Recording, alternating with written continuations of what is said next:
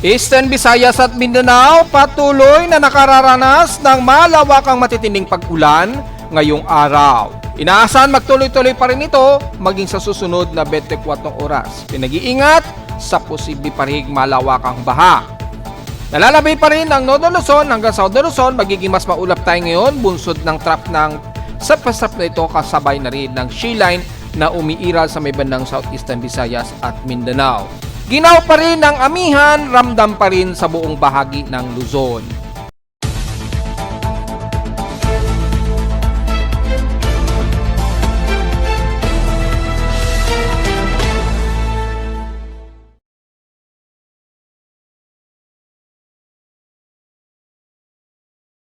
Hello, good morning mga folks. Welcome po muli sa ating Daily Weather Bulletin at Analysis para sa araw ng Lunes, January 26, 2026. Ang oras sa ating boss may maga ay alas 10:25 na ng umaga. Tuloy pa rin ang napakaginaw na temperatura natin sa Metro Manila at obviously bumababa at nakapagtala pa rin kami ng nasa 21.9 degrees Celsius na pinakamababang temperatura dito sa Caloocan. Pero yung malawak ang pag-ulan ngayon ng mas nagpapatuloy sa Eastern Visayas at Mindanao at yung ilang kaulapan na nagpapang-abot na ngayon sa Southern Luzon. Naasahan po dyan sa inyo ang patuloy na malawak ang ulan. Ingat pa rin po sa mga pagbaha lalo na dyan sa bahagi po ng Leyte, Eastern Samar at most ng Surigao Region, Caraga at most of Eastern Mindanao area. Kasama na rin ang matitinding pagkulog at pagkidlat. Pinag-iingat po ang lahat sa mga kababayan natin dyan. Sa mga liblib natin na lugar lalo na kinalalungkot ko na posibleng hanggang bukas magtutuloy-tuloy pa rin po yan or mag-extend yan habang nariyan po yung boundary ng shear line po. Yung salubungan po ng napakalamig na amihan o yung frontal system o cold front at yung mainit na temperatura dyan sa may bandang dagat Pasipiko halos sa simog silangan ng ating bansa pa rin. So sa ating kondisyon ngayon, araw na ito sa bahagi po ng Luzon, lalo na sa eastern part ng Luzon hanggang southeastern Luzon, patuloy pa rin magiging maulap tayo at may mga kalat-kalat na posibleng isolated rain showers, especially dyan pa rin sa Quezon Province, Aurora Region, Polilla Islands, Camarines Norte at rest ng ilang bahagi ng Bicol Region. Yan, at dito naman sa bandang Kanluran, patuloy pa rin na maulap pero katamtaman ng panahon na may sabay pa rin ng grabing lamig, dala pa rin ng ating malakas na amihan. So sa ating lightning strikes naman, kung titingnan naman natin ngayon ay mukhang meron tayong at least within 50 millimeters. 15 meters na 15 lightning strikes, ang dito sa may bandang Eastern Visayas at Mindanao po. Dito sa ating real time as of 10:34 AM ay meron tayong dadalawang lightning strikes na active ang nadedetect within 2-hour period. So makikita natin pinakamalapit sa amin wala masyado pero pinaka-closest sa amin ay 930 km. So bandang Mindanao na talaga yan, napakalayo, 930 km mula sa amin sa Caloocan.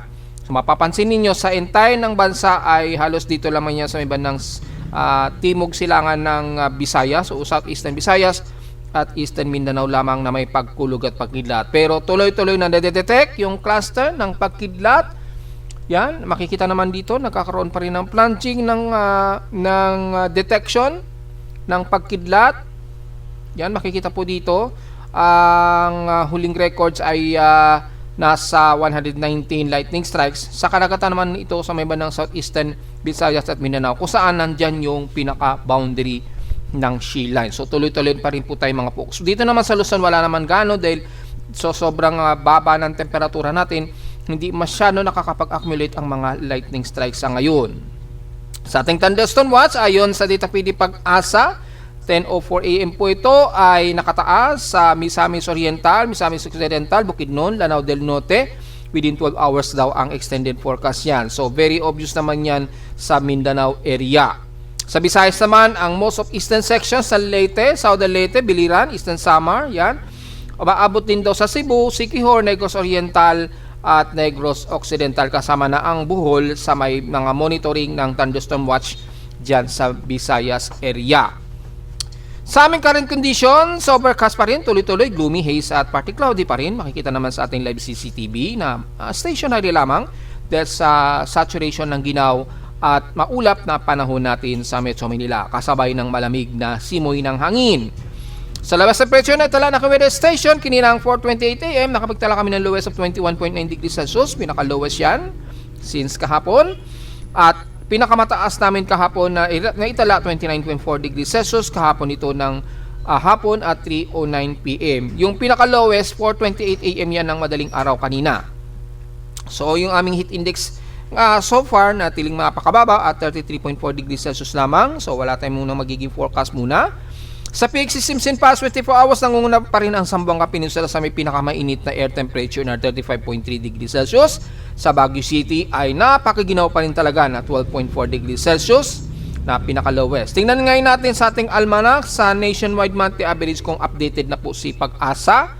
Kung na-update na nila yung pinakamababa, well, hindi pa rin. So, ganito po masyado hindi ka-dynamic yung data ni Pag-asa. Ito sana yung dapat nilang baguhin. Gawin na sana nilang dynamic itong mga ganitong, lalo na yung climate extremes. Dapat dynamic, automatic na sana yan. Kung meron na tayong AI technology, pwede naman na magamit yan siguro ni Pag-asa, yung AI technology para magkaroon sila ng automated na observe extremes araw-araw sana. Para pagka tumingin po tayo, yung mga ibang mga reporter ng meteorologists o yung mga resident meteorologists natin, latest update po palagi ang nakikita. Hindi yung ganito, wala pa ring update. Nung kahapon, nakapagtala na nga ng 10 degrees Celsius ang 11 degrees, mga around lowest, mga 19 o 18 degrees Celsius. Yung naging lowest na po sa may bandang Quezon City kahapon. Hindi pa rin nila na-update until now. So, wala pa rin tayong idea kasi hindi pa siya latest sa updated Sana ma-update na rin agad yan ni Pag-asa o gawin nilang dynamic sana para laging updated po yung mga information. Yan, kakalabas lang ng ating information sa ating dashboard. Meron na naman tayong bagong low pressure area. Itinaas na nga dito sa may bandang Eastern Mindanao na kung saan nandyan po yung shear line. Tinaas ng ating tropical cyclone sector pero inaasahan na natin madidissolve din kaagad yan. Hindi rin yan tatagal o hindi rin yan mag-accumulate. However, yung nga lang dalang ulan nito ang magkakaroon ng malawakan dyan sa Eastern Visayas at Mindanao po. Gaya ng nakikita natin sa satellite imagery. So, itinaas ito ng ating tropical cyclone sector bilang 93W. Kakapasok lamang ngayong habang tayo ay nag-uulat. So, double check na natin. Mamaya, i-discuss natin yan. Yung si 93W na itinaas ng ating tropical cyclone sector. So, lumalabas. Meron na kaagad tayong ikatlong low pressure area na kaagad ngayong month of January 2026. So, sa atin namang inulan, nakaranas ang Borongan Eastern Samar ng 60 mm na total rainfall. So, mapapansin natin hindi naman ganun katindihan ang buhos ng ulan sa kanila mula kahapon, although napaka-gloomy ng panahon at mataas ang water vapor content ng nakikita natin sa satellite imagery. Sa ating outside humidity, mataas ang concentration, 78% at wala itong pinagbago since last hour. High pressure area pa rin tayo sa Metro Manila at 1,015 hectopascals and steady ito since last hour. Low tide pa rin tayo pero pataas na po yung sea level na may migit 4 hours pa to maximum high tide mamayang 3:36 PM. So wala tayong magiging problema pero patuloy ang delikadong pagpalaot ngayon kabilang na ang Eastern Visayas at Mindanao na kung saan mababa ang atmospheric pressure dyan. At tinaas na nga po ito sa as invest low pressure area. So kumari ay wag muna tayong pumalaot dyan. Sa Luzon naman, very obvious pa rin po ay delikado talagang pumalaot dyan lalo na sa may bandang West Philippine Sea. Malakas po yung ating alon dahil po sa lakas ng northeast monsoon pa rin kasabay ang ating amihan. So first quarter po tayo mga folks 49% illuminated yung ating buwan So sa ating almanac, sumikat ang haring araw kaninang 6:25 AM at lulubog po ito mamayang 5:52 PM. Yung moonrise natin, kaka-moonrise lamang, magmo-moonrise pa po ito ngayong 11:25 AM. So hindi pa siya makikita dito, magmo-moonrise pa lamang siya pero mamayang hating gabi ito ng 12:30 AM lulubog. Siya nga pa pala, yung ating air quality, nasa moderate po tayo. So thermal impression, magmas na lamang po sa mga sensitibong mga baga natin dyan. Mga folks, 68 po ang ating air quality index. Moderate po ito. So medyo unhealthy. Sa atin namang local weather outlook para ngayong Lunes at Martes, magiging partly cloudy pa rin tayo. Very stationary gaya ng mga nakarang araw. Ganon din bukas ng Martes. Maulap tayo sa maghapon na may mga light drizzle rains ang asahan natin. Ngayong araw, mababa daw ang tsansa sa amin sa Caloocan, 10% lamang daw ang pag-ulan ngayong araw. Pero bukas daw ng Martes, at least nasa 36 to 40% ang tsansa ng pag-ulan. Highest and lowest na presyo expected maglalaro 27 to 28 degrees Celsius, and lowest na presyo expected 23 to 24 degrees Celsius. So diretso mo tayo sa ating ginagamit na satellite imagery. Makikita po ang napakamakapal na kaulapan na ito sa buong bahagi ng Eastern Visayas at Eastern Mindanao. Matatanaw naman po natin dyan at makikita natin asahan po ang malawakang pag-ulan dyan sa may bandang Eastern Samar. Nakataas na nga po kay Pag-asa yan sa kanilang thunderstorm and rainfall advisory. Sa buong Eastern Samar na yan, kasama na ang Leyte at patawid po yan ng Surigao Region, buong Caraga area. Abot yan hanggang Agusan del Norte, Agusan del Sur, Borongan Eastern Samar, yan hanggang Hinatuan, abot yan, Cagayan, Davao de Oro, sorry. At dyan sa bahagi po ng dulon-dulo ng Davao Oriental hanggang Governor Honoroso yan. So magpapang-abot yan, kabilang na ang most areas ng Davao Region, kabilang na ang City of Davao, Davao del Norte, Davao del Sur, hanggang aabot pa yan dito sa may bandang Sorsogen area. Magiging mostly cloudy po tayo at expected din ang kalat-kalat na mga pag-ulan. At all times, kabilang na ang northern part ng Mindanao sa Cagayan de Oro hanggang Misamis Oriental area. So, kasama na rin ang ilang bahagi ng Lanao Region na magkakaroon ng maulap na ipapurin at kalat-kalat na pag-ulan na may pakilat at pagkulog din hanggang Zamboanga Peninsula yan na kasalukuyang maulap na rin. O very cloudy, mostly cloudy na po tayo dyan. So, expected din ang mga isolated rain showers hanggang sa mga isla natin sa Basilan na Tulusulo. Very prepare na lang po sa payong natin at ingat po sa mga posible pa ring mga flash floods. Lalo niya dyan sa kung saan ang concentrated ng trough na ito na ngayon ay isang invest low pressure area na itinaas ng ating TC sector hanggang umaabot po yan sa may bandang Cebu at Bohol ang cluster ng trough na ito. So yung heavy rain potential maaaring magpang-abot yan sa Bohol at Cebu. Sa ngayon, ang highly concentrated po ang bandang Eastern Samar at Leyte area. Ingat po sa mga pagbaha, huwag sana magkaroon ng pagguho ng lupa. Nakataas din ang thunderstorm advisory na rin sa bahagi po ng Negros Region. So nabanggit na natin kanina at Tanay Island po. Kasama na ang Iloilo hanggang dyan na sa may ng Capiz, Concepcion, yan, pataas hanggang dyan sa may bandang Aklan Ingat po at magdala po ng payong. Bagamat medyo partly to sa mostly cloudy pa rin sa ngayon ang umiiral dyan sa bahagi nga po ng Aklan area hanggang Capiz. Very prepared na lang po tayo mga folks. At mula naman sa bahagi ng South de Luzon o red sa South de Luzon, mula Masbate, Romblon, yan, mga isla natin dyan magiging maulap pa rin po tayo. At sa most of Southeast de Luzon, mula dyan sa bahagi nga po ng Bico Region, mula Sorsogon, Legazpi, Iriga, hanggang Catanduanes na po yan, magpapang-abot ang maulap na panahon. Expected ang mga kalat-kalat na isolated rain showers and localized thunderstorms. Mimaropa, magiging maulap din tayo, although at least medyo nagmo-moderate naman tayo dito, so wala masyadong komento. Maging sa bahagi ng Mindoro, magiging mas maulap lang tayo at all times. Ganon din sa bahagi o rest ng Camarines Sur hanggang Camarines Norte. Expected din mga isolated na mahihinat katamtamang pag-ulan. Hanggang dyan na sa buong Calabarzon, kasama ng Metro Manila na patuloy na magiging gloomy ang panahon natin. Pero moderate ang most of generalization ng ating panahon sa buong Mega Manila.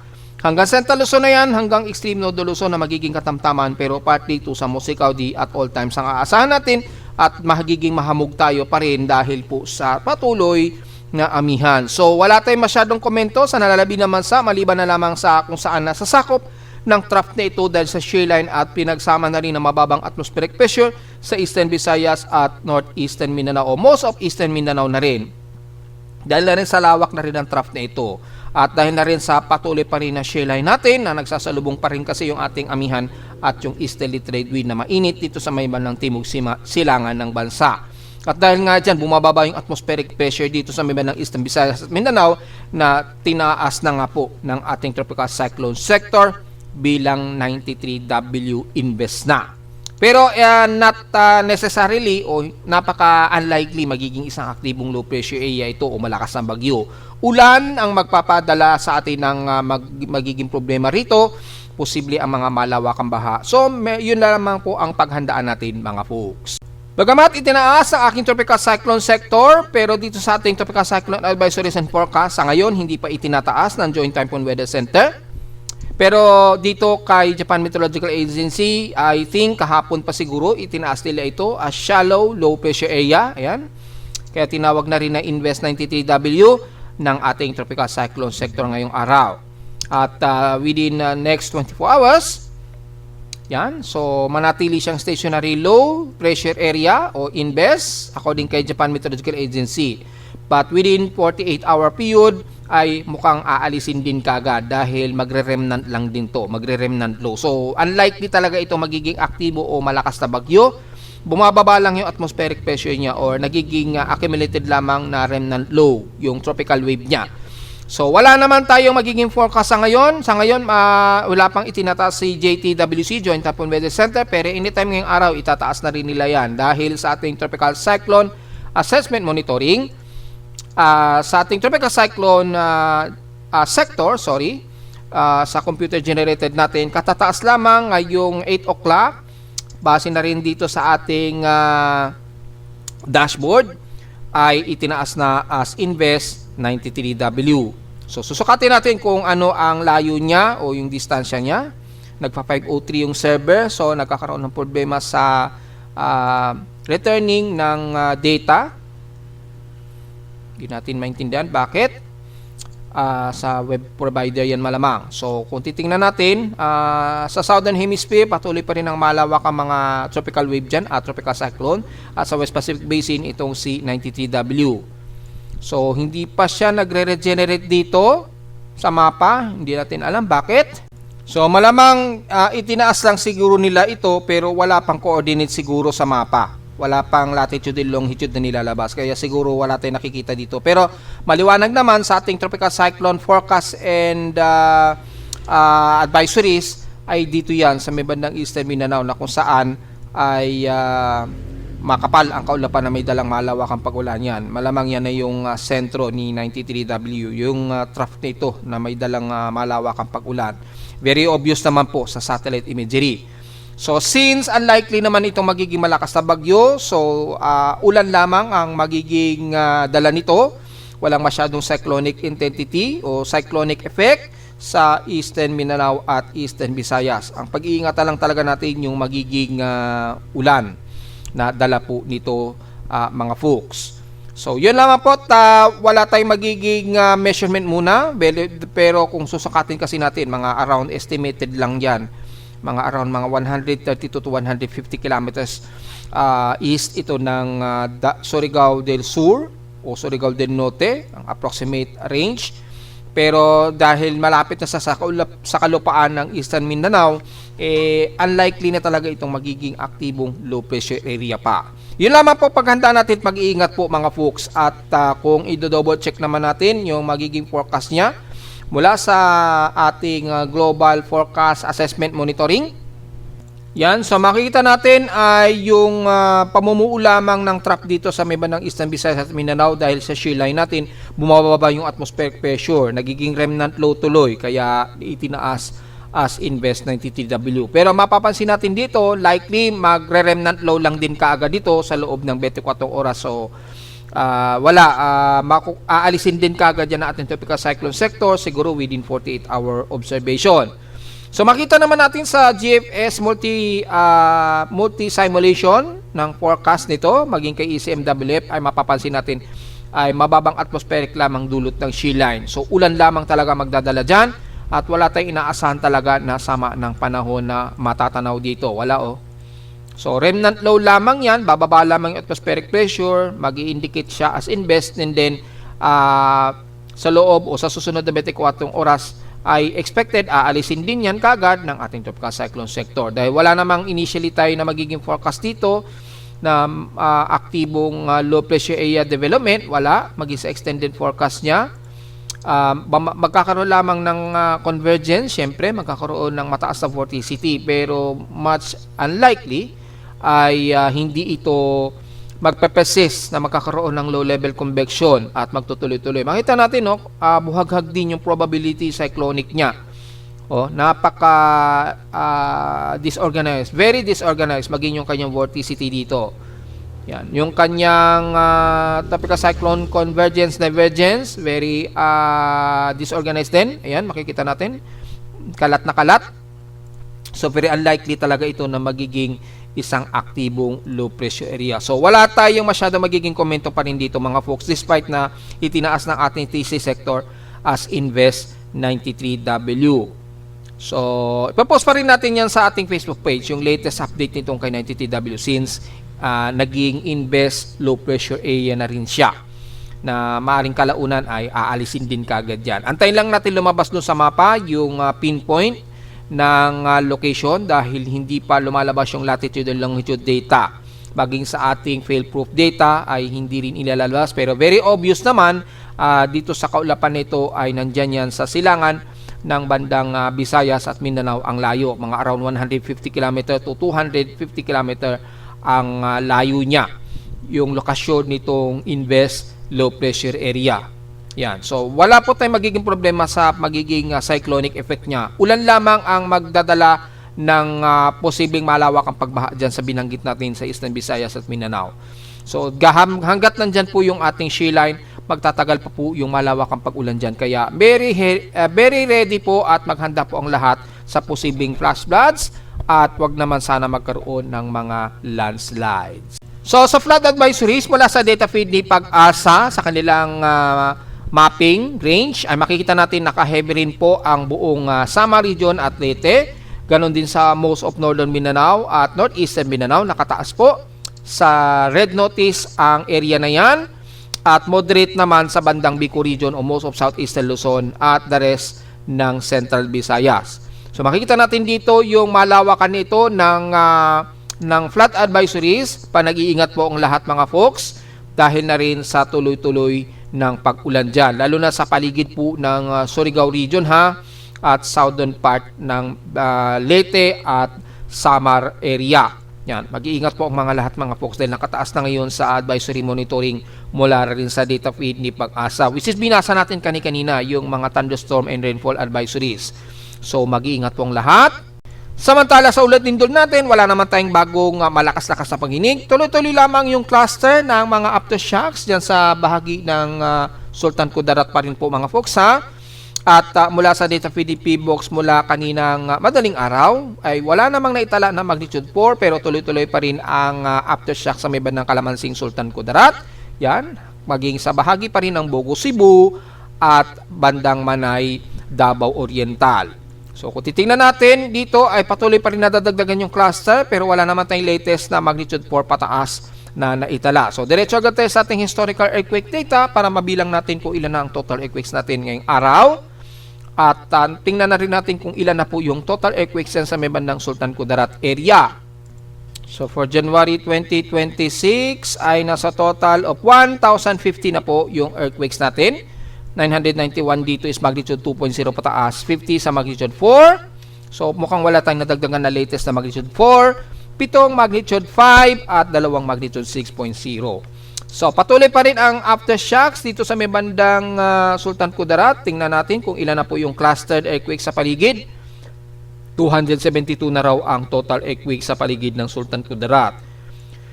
148 naman sa may bandang Manay Davao Oriental. At sa area ng Surigao del Norte ay 46, mayroong 20 at 25 sa may bandang Surigao del Sur po. So medyo may nadadagdagan pa rin, although hindi sing dami ng aftershocks sa Sultan Kudarat. Sa may bandang Bogo Cebu naman ay 64 po ang total na clustered na earthquake dito sa area na to. So tuloy-tuloy pa rin ang aftershock sa kanila. Kaya lalo pa rin tayo maging alisto sa parte po ng kaluran ng Nodo Luzon, na kung saan nagbi-build up na po yung mataas na tension ng ating tectonic plate dyan. Yan, lalo na't malapit sa Metro Manila pa. So mag-ready po, very alisto po tayo sa anumang mangyari anytime. Hindi talaga kasi natin napipredict kung kailan talaga magkakaroon tayo ng malakas na lindol sa Luzon. Pero at least aware po tayo sa anumang mangyayari anytime mga folks. Kung kasama ang magnitude 1.0 ay nasa total of 1,409 na po tayo. Kung isasama natin ang magnitude 1 pero kung aalisin natin yan, nasa around 1,026 o 1,050 ang ating total earthquakes po. May margin of error na lamang between dito sa ating annual earthquake. So wala pa masyadong problema dyan. At least mga 5% margin of error. Kasi dito nakatotal kasi siya is 1,050. At dito nasa 1,026. So may margin of error tayo dito between annual earthquake frequency at sa ating real-time monitoring. Yan, na may margin of error of 5%. So, walang masyadong concern. So, para sa accurate, dito na lamang ninyo tingnan sa actual natin na real-time ng historical earthquake kung gusto niyo malaman ang pinaka-actual na bilang.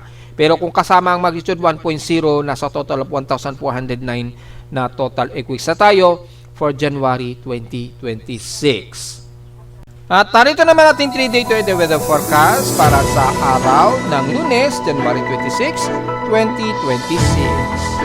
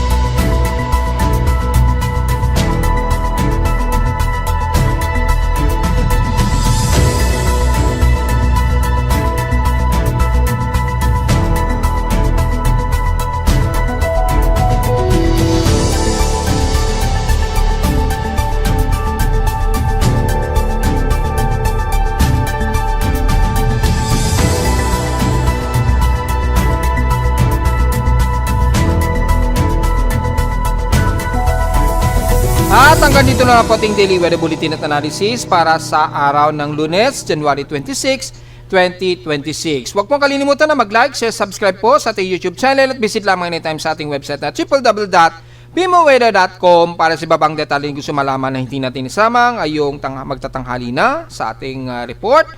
Since patuloy pa rin tayo magiging gloomy na panahon at lamig dala po ng ating amihan. So wala tayong masyadong gaanong problema sa Luzon, maliban na lamang sa Eastern Visayas at Mindanao na kung saan matitinding pag-ulan ngayon ang nararanasan sa kanila.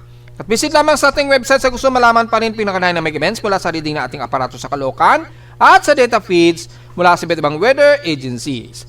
Maraming salamat po mga folks at magandang araw po sa ating lahat.